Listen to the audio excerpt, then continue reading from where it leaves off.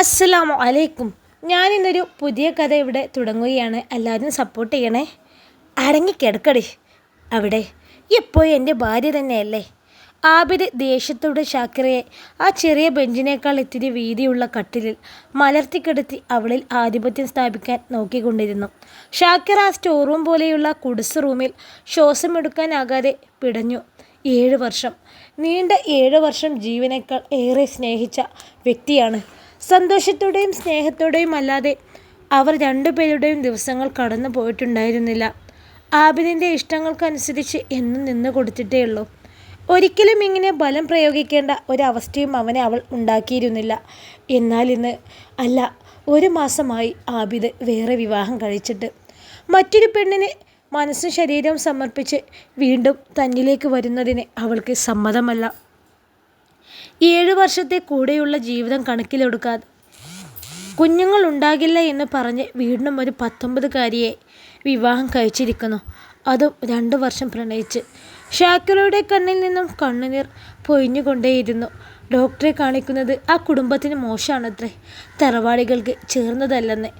ആബിദിൻ്റെ കൈ സ്പർശിക്കുന്ന ഭാഗങ്ങളിലെല്ലാം പുഴു അരിക്കുന്നതായി തോന്നി അവൾക്ക്. എവിടെ നിന്നോ കിട്ടിയ സർവ്വധൈര്യത്തിൽ സർവശക്തിയുമെടുത്ത് കാൽ കൊണ്ട് അവൻ്റെ മർമ്മത്തിൽ ചോദിച്ചു, അല്ലാ. ആബിദ് ഉറക്കെ അലറി വിളിച്ചു. കൊട്ടാരം പോലെയുള്ള മൊയ്തു ഹാജിയുടെ ആ വീട് മുഴുവനും ആ നേരത്തും പ്രകാശം പരന്നു. എല്ലാവരും ശബ്ദം കേട്ട ഭാഗത്തേക്ക് ഓടി വന്നു. കൂട്ടുകുടുംബമായതുകൊണ്ട് തന്നെ മൊയ്തു ഹാജിയുടെയും ആയിഷുമ്മയുടെയും 7 ആൺമക്കളും ഭാര്യമാരും കുട്ടികളും വീട്ടിലേക്ക് വിരുന്ന് വന്ന 2 പെൺമക്കളും കുട്ടികളും അടങ്ങിയവർ ആ കൊച്ചു റൂമിന് വെളിയിൽ നിന്നും. ആബിദ് ഒരു കൈകൊണ്ട് തൻ്റെ ലുങ്കി അരയിലേക്ക് ചുറ്റിയൊടുക്കാൻ വേദന കാരണം വയ്യ. കുനിഞ്ഞു നിൽക്കാൻ മാത്രമേ കഴിയുന്നുള്ളൂ. വേദനയുടെ കാഠിന്യം കൊണ്ട് അവൻ്റെ കണ്ണിൽ വെള്ളം നിറഞ്ഞിട്ടുണ്ട്. ഷാക്കിറ വേഗം തൻ്റെ വസ്ത്രങ്ങളെടുത്ത് നല്ലതുപോലെ ഇട്ടു. ആബിദിനെ മറികടന്ന് ഡോർ തുറന്ന് വീട്ടിലെ എല്ലാവരും നിരന്നു നിൽക്കുന്നത് കണ്ട് അവൾ തല കുനിച്ചു. കുറച്ച് അപ്പുറത്ത് മാറി ആബിദിൻ്റെ പുതിയ ഭാര്യ റസിയ നിൽക്കുന്നുണ്ട്. ഒരു വിധേന പുറത്ത് കടന്ന ആബിദ് മുന്നിൽ എല്ലാവരെയും കൊണ്ട് പരുങ്ങി നിന്നു. ഇജെന്തിനാ മോനെ വീണ്ടും ആ മച്ചിയുടെ അടുത്ത് പോയത്? അതും സന്തോഷിക്കേണ്ട ഈ ദിവസം തന്നെ.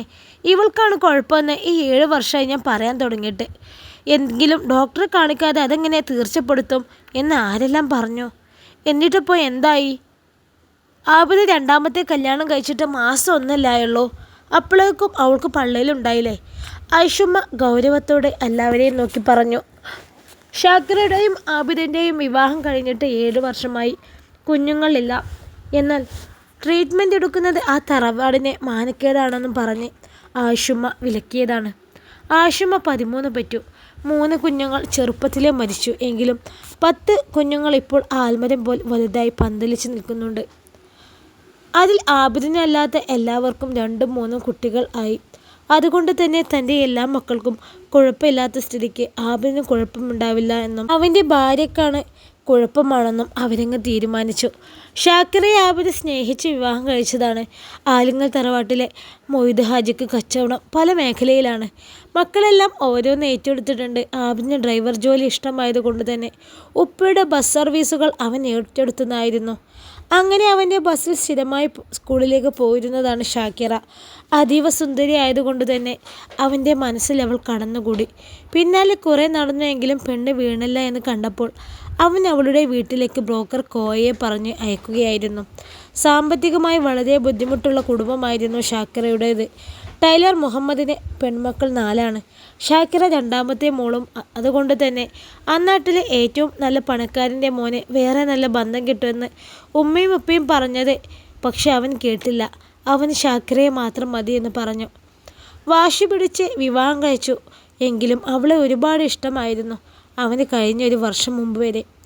ആയിഷുമ്മ വിവാഹം കഴിഞ്ഞ് 3 മാസം ആയപ്പോഴേക്കും കുഞ്ഞുങ്ങൾ ഉണ്ടാകുന്നില്ലല്ലോ എന്ന് പറഞ്ഞ് അവൾ മച്ചിയാണെന്ന് തീർച്ചപ്പെടുത്തുക തന്നെ ചെയ്തു. എങ്കിലും ആബിദ് ഷാക്കിറയുടെ കൂടെ അവളെ സപ്പോർട്ട് ചെയ്ത് നിന്നിരുന്നു. കഴിഞ്ഞ വർഷമാണ് ഷാക്കിറ ആബിദിൻ്റെ മനസ്സിൽ കയറി കൂടിയതുപോലെ റസിയയും കൂടിയത്. കുട്ടികളില്ലാത്തത് കൊണ്ട് തന്നെ അവൻ്റെ ഇഷ്ടം നേടി എടുക്കാൻ അവൻ്റെ വീട്ടിലുള്ള ഒരു അനിയൻ്റെയും ഭാര്യയുടെയും അല്ലാത്ത എല്ലാവരുടെയും സമ്മതത്തിന് ഒരു തടസ്സവും ഉണ്ടായിരുന്നില്ല. ഷാക്കിറക്കാണെങ്കിൽ വയസ്സായ ലോകം എന്താണെന്ന് അറിയാത്ത ഉമ്മയും ഉപ്പയുമാണ്. പിന്നെ 2 അനിയത്തിമാരും. അതുകൊണ്ട് തന്നെ ഇവിടം വിട്ട് വയസ്സായ ഉമ്മയുടെയും ഉപ്പയുടെയും കൂടെ പോയി നിൽക്കാൻ, അവരെ ബുദ്ധിമുട്ടിക്കാൻ അവൾക്ക് കഴിയുമായിരുന്നില്ല. അനിയത്തിമാരാണ് ഉപ്പയുടെയും ഉമ്മയുടെയും ചിലവിനുള്ള ക്യാഷ് അയച്ചു കൊടുക്കുന്നത്. ബാ മോനെ, നമുക്ക് ആസ്പത്രി പോവാം. ഐഷുമ്മ ആബിദിനെ പിടിച്ചുകൊണ്ട് നടന്നു. റസിയ തൻ്റെ റൂമിലേക്ക് തിരിഞ്ഞു നടന്നു. ബാക്കി എല്ലാവരും ഷാക്കിറയെ പരിഹാസപൂർവ്വം ഒന്ന് നോക്കിക്കൊണ്ട് അവരവരുടെ റൂമിലേക്ക് നടന്നു. ഷാക്കിറ ഇനിയും എന്ത് ചെയ്യണമെന്നറിയാതെ അവിടെ ആ ഇരുട്ടിൽ തറഞ്ഞു നിന്നു. റസിയ ഒന്നും മിണ്ടാതെ തൻ്റെ ബെഡിൽ വന്നിരുന്നു. ഡേറ്റ് തെറ്റിയെന്നറിഞ്ഞത് അല്ല, ആബിനെ അറിയിപ്പിച്ചത് 4 ദിവസം മുന്നേ ആയിരുന്നു. എങ്കിലും ഇന്നാണ് ഹോസ്പിറ്റലിൽ കാണിച്ചത്. പ്രഗ്നൻസി ഉറപ്പിച്ചതിനോടൊപ്പം തന്നെ ഡോക്ടർ റെസ്റ്റും പറഞ്ഞിരുന്നു. അതുകൊണ്ട് തന്നെയാണ് ആബിദ് ഇന്ന് ഷാക്കിറയെ തേടി പോയിരിക്കുന്നത് എന്ന് അവൾക്ക് തോന്നി. 4 ദിവസം കൂടെ കാത്തിട്ട് പോയാൽ മതി ഹോസ്പിറ്റലിൽ എന്ന് ആബിദ് പറഞ്ഞിരുന്നു. എങ്കിലും കാര്യം അറിഞ്ഞപ്പോൾ ഐഷുമ്മയ്ക്ക് ഇന്ന് തന്നെ പോകണമെന്നൊരു വാശിയായിരുന്നു. ഷാക്കിറ മച്ചിയാണെന്ന് താൻ പറയുന്നതിന് എത്രയും പെട്ടെന്ന് തെളിവാകുമെന്ന് അവർക്ക് തോന്നി.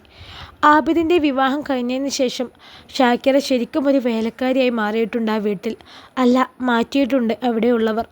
അവരുടെ കുഞ്ഞുങ്ങളുടെ മൂത്രം തുടക്കലും ഡ്രസ്സ് കഴുകലും ഭക്ഷണം പാകം ചെയ്യലും അങ്ങനെ എല്ലാം ആയിഷുമ്മ മെല്ലെ അവളുടെ ചുമലിലേക്കിട്ടു.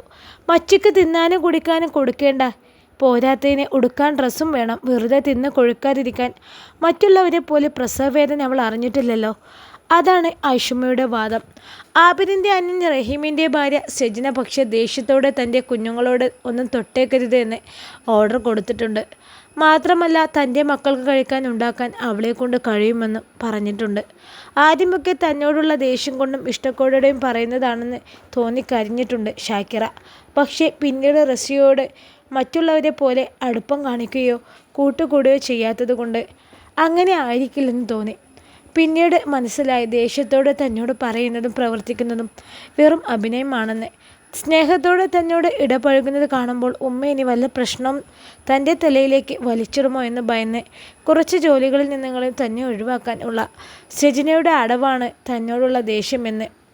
ബാക്കിയുള്ളവരൊക്കെ ചിരിച്ചു മയക്കി തൻ്റെ കഴുത്തിറക്കുമ്പോൾ ദേഷ്യം മുഖത്തണിഞ്ഞ് തന്നെ സഹായിക്കുന്ന സെജിനയെ കാണുമ്പോൾ മാത്രമാണ് തനിക്ക് വീട്ടിൽ ഇനിയും പിടിച്ചു നിൽക്കാൻ ആകുമെന്നവൾക്ക് തോന്നുന്നത്. ഒരു അനിയത്തിയും ഭർത്താവും ഗൾഫിലാണ്. അനിയത്തിമാർ ഇടയ്ക്കിടയ്ക്ക് വിളിക്കാൻ ഉണ്ടെങ്കിലും ആബിദിൻ്റെ വിവാഹത്തിന് 2 ദിവസം മുന്നേ വരെ മാത്രമേ അവർ തൻ്റെ അനിയത്തിമാരുടെ കോളുകൾ എടുത്തിട്ടുള്ളൂ.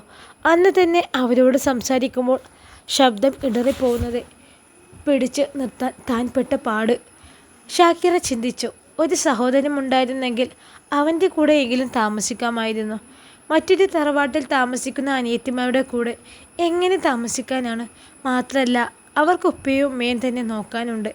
അവരുടെ എല്ലാ ചിലവും അവർ 2 പേരും അല്ലേ നോക്കുന്നത്. നേരം പുലർന്നു. ആ തറവാട് വീണ്ടും ഉണർന്നു. ഹോസ്പിറ്റലിലേക്ക് കൊണ്ടുപോയ ആബിദിനെയും തിരികെ കൊണ്ടുവന്നു. ഷാക്കിറ പക്ഷേ നേരത്തെ വന്ന പീരിയഡ്സിൻ്റെ വേദനയിലായിരുന്നു. മനസ്സിൻ്റെ വിഷമം കൊണ്ടോ എന്താണെന്നറിയില്ല നേരത്തെ എത്തിയത്. 5:30 അടുക്കളയിൽ നിന്ന് ഒരു ശബ്ദവും കേൾക്കാതെ വന്നതും ഐഷുമ്മ അടുക്കളയിൽ വന്ന് നോക്കി. ആരെയും കാണാൻ കഴിഞ്ഞില്ല. കൂട്ടുകുടുംബമായതിനാൽ തന്നെ 4 മണിക്കൊക്കെ അടുക്കളയിൽ പണികൾ തുടങ്ങിയാൽ ആണുങ്ങൾക്കും കുട്ടികൾക്കും നേരത്തിന് കാലത്തിനൊക്കെ ഭക്ഷണം കഴിച്ചു പോകാൻ കഴിയൂ. ഐഷുമ്മ കലിത്തുള്ളി ഷാക്കിറയുടെ റൂമിന് വെളിയിൽ നിന്നും ഡോറിൽ അടിച്ചുകൊണ്ടേയിരുന്നു. ഒപ്പം ഒരുമ്പെട്ടോളൂ എന്നുള്ളൊരു വിളിയും. ഷാക്കിറ എഴുന്നേറ്റ് വന്നപ്പോൾ സെജിനയ്ക്ക് കാര്യം മനസ്സിലായി. ഐഷുമ്മ അവളുടെ നേരെ കൈയോങ്ങി. പക്ഷെ അവൾ കൈയടച്ചു കിടന്നു. എന്ത് പറഞ്ഞാലും ഇങ്ങനെ നിന്നോളൂ. എൻ്റെ മോനെ കിടക്കയിൽ നിന്ന് എഴുന്നേൽക്കാൻ കഴിയാതെ ആക്കിയിട്ട് ഇങ്ങനെ ഉറങ്ങി രസിക്കാടി. പോയി അടുക്കളയിൽ പോയി ഉള്ള ജോലിയൊക്കെ ചെയ്യാൻ നോക്ക്. എല്ലാവർക്കും ഇന്ന് നേരം വൈകും. അവർ കൈകൊണ്ട് ഒന്ന് കൊടുത്തുകൊണ്ട് പറഞ്ഞു. ഷാക്കിറ കുനിഞ്ഞ മുഖത്തോടെ അടുക്കളയിൽ കയറാൻ നിന്നതും സെജിനയുടെ ശബ്ദം അവിടെ ഉയർന്നു കേട്ടു. ഇങ്ങനെ വൃത്തിയില്ലാത്തവരെയൊന്നും അടുക്കളയിൽ കയറ്റിയിട്ട് എന്ത് ചെയ്യുക? എനിക്കൊന്നും വേണ്ട. എൻ്റെ മക്കൾക്കും ഇക്കാക്കും അവരുണ്ടാക്കിയ ഫുഡൊന്നും വേണ്ട. പിന്നെ അടുക്കളയിലെ പാത്രങ്ങൾ ഒന്ന് തൊട്ടും തലോടെ ഇരിക്കുന്നത് എനിക്ക് ഇഷ്ടമില്ല. ആശുമ നോക്കി നിൽക്കെ സെജിന പറഞ്ഞുകൊണ്ടേയിരുന്നു. ഷാക്കിറയ്ക്ക് വീണ്ടും കരച്ചിൽ വന്നു. പക്ഷേ ഇപ്രാവശ്യം സന്തോഷം കൊണ്ടാണെന്ന് മാത്രം. തനിക്ക് വയ്യെന്ന് വീട്ടിലെ ഒരാളെങ്കിലും മനസ്സിലാക്കി തന്നെ രക്ഷപ്പെടുത്താൻ എന്തെല്ലാമാണ് പറയുന്നത്. ആ പറയുന്നതൊക്കെ അവളുടെ മനസ്സിൽ കരഞ്ഞുകൊണ്ടാണെന്ന് അവൾക്കറിയാം. രക്ഷപ്പെടുത്താനാണെങ്കിലും തന്നെ ഇങ്ങനെയെല്ലാം പറയാൻ കാരണമാകുന്നത് ഏറെ സങ്കടം അവൾക്ക് ഉണ്ടെന്ന് മനസ്സിലായത്. ഇതൊക്കെ ഒന്ന് പോയി കുളത്തിൽ കഴുകിയിട്ട് വാ. അടുക്കളയിൽ അവളെ കയറ്റുന്നില്ല എന്ന് കണ്ടപ്പോൾ ആയിഷുമ്മ റസിയയും ആബിദും പുതച്ച പുതപ്പും വിരിപ്പും അടക്കം അവരുടെ ഇന്നർവെയർ പോലും മാറ്റി നിർത്താതെ എല്ലാം കൊണ്ടുവന്ന് അവളുടെ മുഖത്തേക്ക് ഇട്ടുകൊടുത്തു. ഷാക്കിറ തൻ്റെ നിറഞ്ഞ കണ്ണ് തുടച്ച് നിലത്ത് വീണതെല്ലാം വാരി എടുത്ത് ബക്കറ്റിലിട്ടുകൊണ്ട് ആ വീട്ടുപറമ്പിൽ തന്നെയുള്ള കുളത്തിലേക്ക് നടന്നു. ഷാക്കിറയ്ക്ക് വയറുവേദനയുള്ള ദിവസം വയറുവേദനയേക്കാൾ കൂടുതൽ കാലുകൾ കുഴഞ്ഞു പോകലാണ് പതിവ്. അരയ്ക്ക് താഴെ ശക്തി നഷ്ടപ്പെടും, കാലുകൾക്ക് ബലം കുറയും, നടക്കാനോ ഇരിക്കാനോ കഴിയില്ല. അത്രയ്ക്കും ബുദ്ധിമുട്ടായിരിക്കും. എല്ലാം സഹിച്ച വീട്ടിലെ ജോലികൾ എല്ലാം ചെയ്യുന്നത് അവളാണ്. എന്നാൽ ഇന്ന് തീരെ വയ്യെന്ന് തോന്നിയവൾക്ക് ശാരീരികമായും മാനസികമായും ആകെ തളർന്ന അവസ്ഥ. അതുകൊണ്ടായിരിക്കും പതിവിലും വേദന കൂടുതൽ. കുളത്തിലേക്ക് നടക്കുമ്പോൾ എത്രയോ വട്ടം കാലുകൾ തന്നെ വീഴാൻ പോയി. ചില സമയങ്ങളിൽ വീണു നിലം തൊട്ടു അവൾ. എന്നാൽ ഇതൊന്നും കഴുകാതെ വീട്ടിലേക്ക് തിരിച്ചു പോകാൻ ഉള്ള മനക്കരുത്ത് മാത്രമില്ലാതെ പോയി അവൾക്ക്. അവിടേക്ക് തനിക്ക് വയ്യെന്ന് പറഞ്ഞു ചെന്നാൽ ആയിഷുമ്മ താണ്ഡവമാടും. അവരെ എതിർത്തൊരു കുഞ്ഞ് പോലും മിണ്ടില്ല. പിന്നെയും എതിർത്ത് സംസാരിക്കുന്നത് ഇളയച്ചി സജിന മാത്രമാണ്.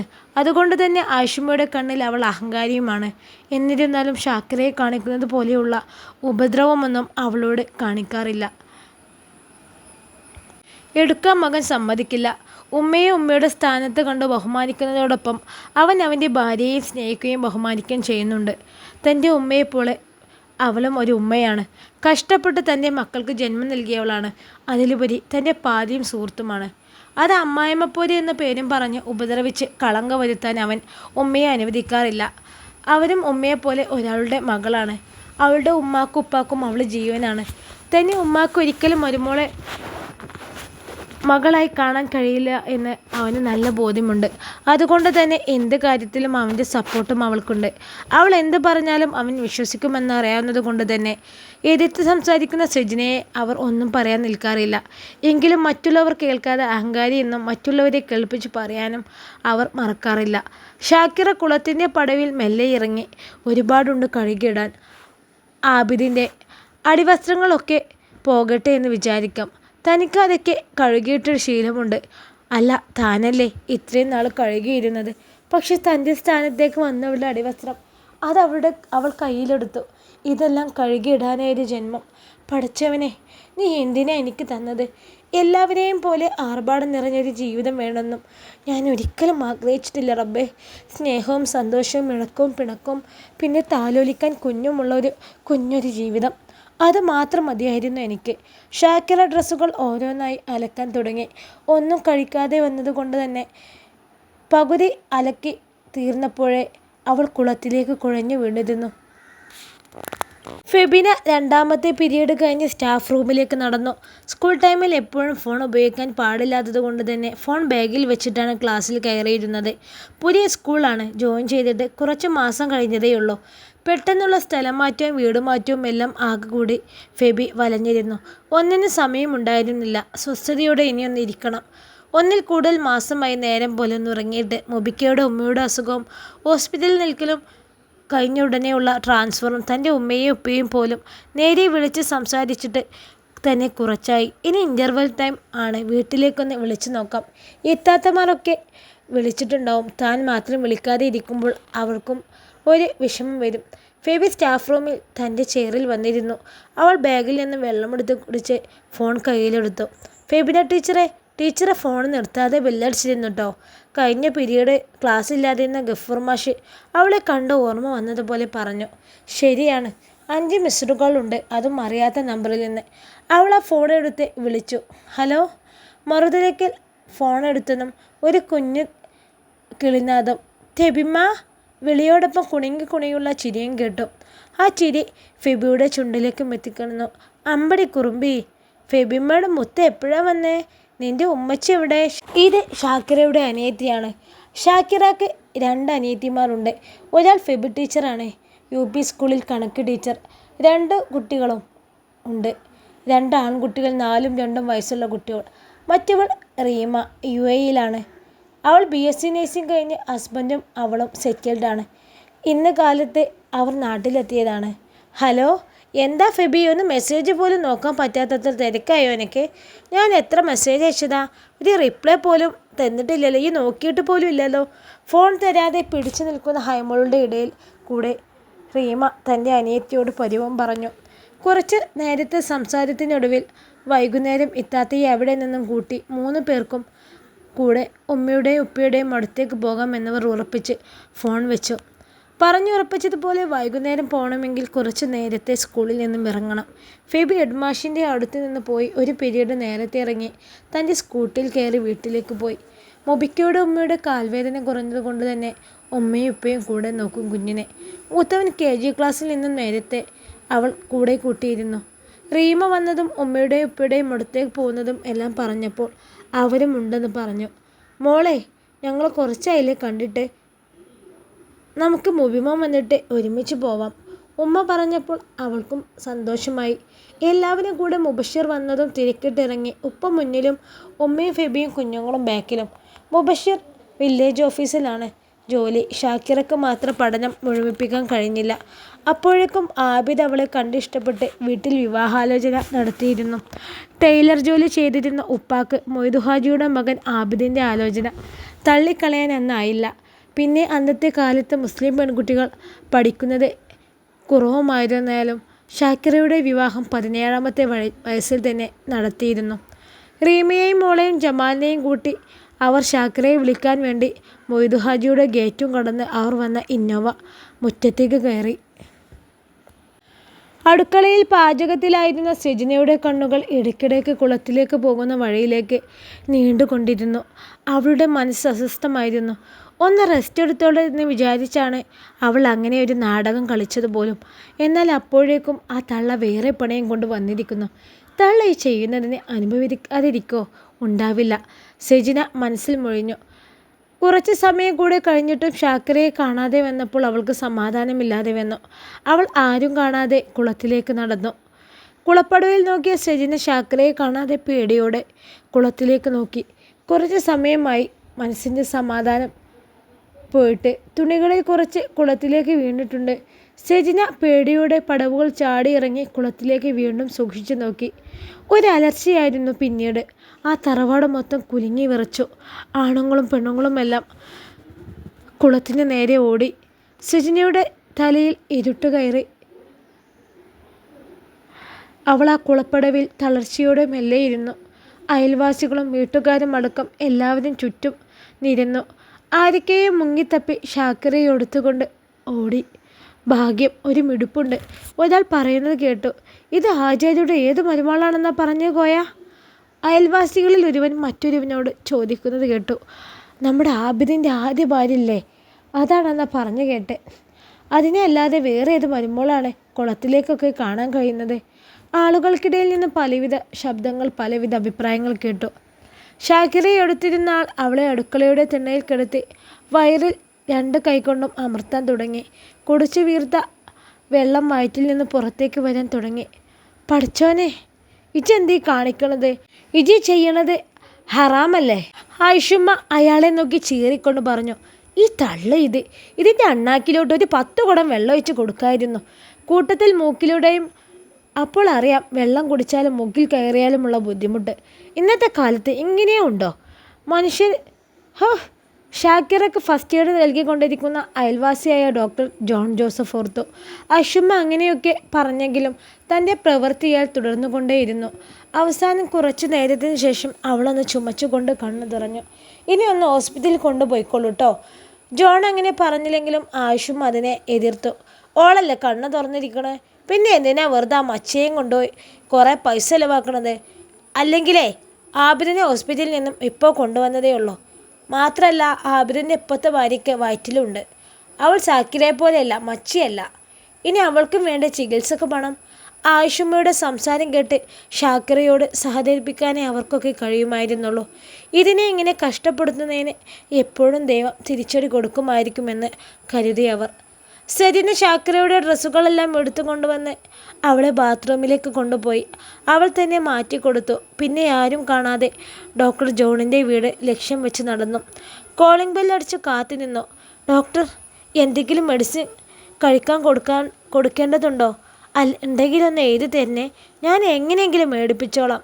ജോൺ ആ വീട്ടിൽ ഒരു മനുഷ്യപ്പറ്റുള്ള ഒരാളെ കണ്ടതുകൊണ്ട് സന്തോഷിച്ച് ഒന്നും പറയാതെ അകത്തുപോയി മെഡിസിൻ എഴുതി കുറിപ്പ് എടുത്തുകൊണ്ട് വന്നു.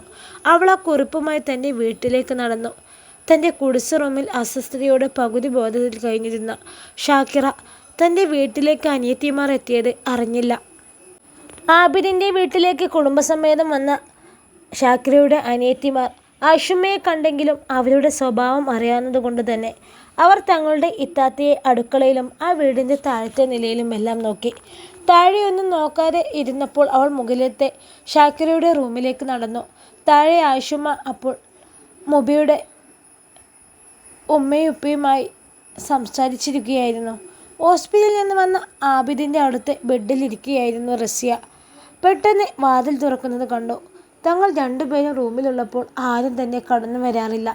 അതുകൊണ്ട് തന്നെ ഡോർ തുറന്നതറിഞ്ഞ് ആബിദും റസിയയും ബെഡിൽ നിന്ന് ചാടി എഴുന്നേറ്റിരുന്നു. എന്നാൽ ആബിദിൻ്റെ രണ്ടാമത് കല്യാണം കഴിഞ്ഞത് അറിയാതെ ഷാക്കിറയുടെ അനിയത്തി റീമയും ഫെബിയുമാകട്ടെ ആബിദ് ഈ നേരങ്ങളിൽ ബസ്സിലായിരിക്കുമെന്നറിയാവുന്നത് കൊണ്ട് തന്നെ ഷാക്കിറ മാത്രമായിരിക്കും കൊണ്ട് അവളോട് മിണ്ടാതെ അവളെ ഇന്ന് ഞെട്ടിക്കാമെന്ന് കരുതി വന്നതായിരുന്നു. റസിയയ്ക്ക് ആളെ മനസ്സിലായില്ലെങ്കിലും ആബിദിൻ്റെ തല താഴ്ന്നു. ഇത്താത്ത ഇവിടെ? ഫെബിയുടെ ശബ്ദം വിറച്ചു പോയിരുന്നു. എന്തൊക്കെയോ മനസ്സിലേക്ക് ആഴ്ന്നിറങ്ങുന്നത് പോലെ. അളിയൻ്റെ കൂടെ ഒരേ റൂമിൽ വേറൊരു പെണ്ണിനെ കാണുമ്പോൾ എന്തൊക്കെ തോന്നുമോ അതെല്ലാം അവളുടെ മനസ്സിൽ കൂടെ ഓടിക്കൊണ്ടിരുന്നു. ഇതുകൊണ്ടായിരിക്കുമോ ഞാൻ ഇത്രയും നാൾ ഇത്താത്താക്ക് മെസ്സേജ് അയച്ചിട്ടും വിളിച്ചിട്ടും കിട്ടാതിരിക്കുന്നത്?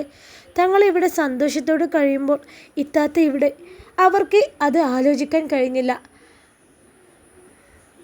റീമ വേഗം ആബിദിൻ്റെ അടുത്തെത്തി. പറ, ഇതാരാ? ഇത്താത്ത ഇവിടെ? ആബിദൊന്നും പറയുന്നില്ല കണ്ടതും അവളുടെ ക്ഷമ നശിച്ചു. അവൻ്റെ ഷർട്ടിൻ്റെ കോളറിൽ പിടിച്ചുലച്ചുകൊണ്ട് ഇത്തിരി ശബ്ദത്തോടെ അവൾ വീണ്ടും ചോദിച്ചു, പറ, ഞങ്ങൾ ഇത്താത്ത എവിടെ? നിങ്ങൾ എന്താണ് എൻ്റെ ഇത്താത്തയെ ചെയ്തത്? നിങ്ങളോട് ആരാ ഓടിക്കയറി റൂമിൽ കയറാൻ പറഞ്ഞത്? എൻ്റെ മോനും മരിയോളും കിടക്കുന്ന റൂമിലേക്ക് അനക്കൊന്നും കയറാൻ നാണല്ലേ? നിങ്ങളെ മച്ച് താത്ത താഴെയുണ്ട്. ഐഷമ്മയുടെ നാവിൽ നിന്ന് വീണ്ടും വിഷം തുപ്പി. ഇൻഷാ അല്ലാഹ് ഈ കഥയുടെ ബാക്കി ഭാഗവുമായി നാളെ കാണാം. അസ്സലാമു അലൈക്കും. എല്ലാവരും കമൻറ്റിലേക്കൊക്കെ ചെയ്യണേ.